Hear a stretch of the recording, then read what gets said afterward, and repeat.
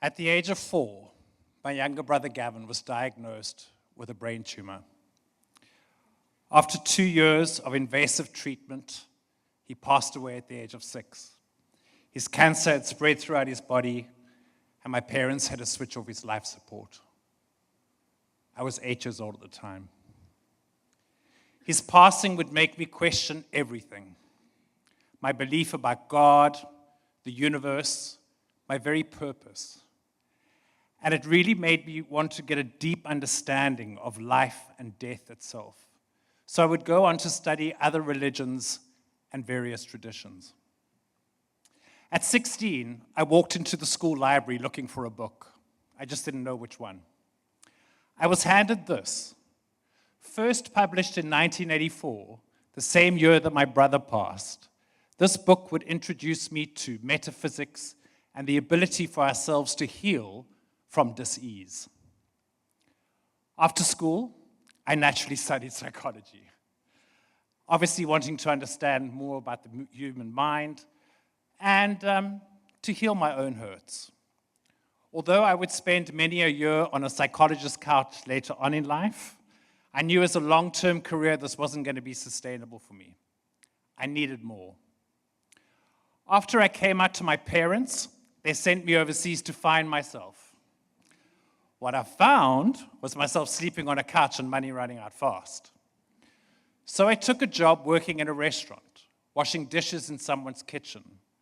And so began a long career in hospitality, and I loved it. While abroad, my quest for understanding brought me to study feng shui, which loosely translates to the way of wind and water. Feng shui focuses on placement and design in order to create harmony and balance in our lives. After 5 years abroad, I returned to South Africa and opened my first fine dining restaurant. For the first 2 years, you Cape Townians flocked to the new kid on the block. The second 2 years, not so much. And I eventually had to close. I just didn't know what the fuck I was doing.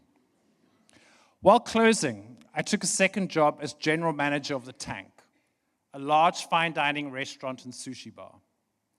Here I learned humility, craftsmanship, and the power of hard work from Arata Koga, 71-year-old world-renowned Japanese sushi master.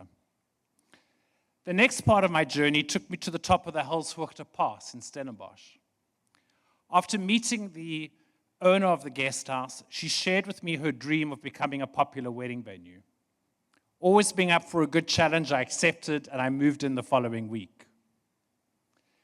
Surrounded by beauty, this would become a very contemplative phase in my life. I was diagnosed as being HIV positive, with blood counts critically low. The medication I needed could have actually killed me. I had a profound talk with my body after taking my very first pill.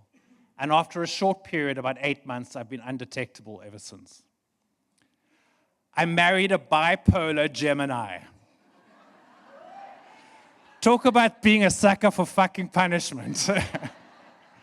14 years strong, we've had our ups and downs, but we've pulled through. Back then, I don't think many people would have entered a relationship with an HIV-positive person, but he did, and he's stuck through me ever since. We soon were awarded 5-star accommodation status, and over the 4-year tenure of working at Clouds Estate, I was able to increase venue revenue by 600%. Because not only was I able to sell the dream, but more important, I was able to deliver on that dream too. But I was tired. Hosting 54 weddings a year, I took another sabbatical to further study the world of the esoteric. I studied Reiki with a 70-year-old St. Francis of Assisi nun and various other vibrational healing methodologies, then offering private sessions for clients. I met Natalie, owner of a customer experience business, through a mutual friend. Eventually, she offered me a job as her receptionist for 3 months, earning no salary. What the fuck was I thinking? But I accepted, of course, and I kept putting up my hand for all the cuck jobs that nobody else wanted, and eventually my perseverance would pay off. 6 years ago, we decided to become a family. Avoiding parenting books and vaccinations, yes, we are those people. We consulted a homeopath instead of a pediatrician. We brought our daughter up on bone broth bottles and no sugar, and today she has an immune system second to none. This is my sanctuary, where I paint in oils, exploring shape and form and texture on the canvas. My style ranges from controlled to frenzied as I immerse myself in each and every piece. This is also where I come to process my emotions. On the 31st of December 2019, my mother passed in our home after a short but vicious fight with stage 4 melanoma.